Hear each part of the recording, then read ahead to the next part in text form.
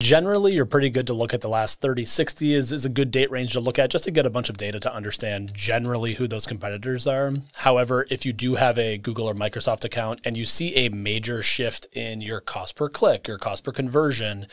you may then want to start looking at a shorter time range to find out when did that spike in whatever KPI happened, and then you can set the date range to whenever that KPI spiked.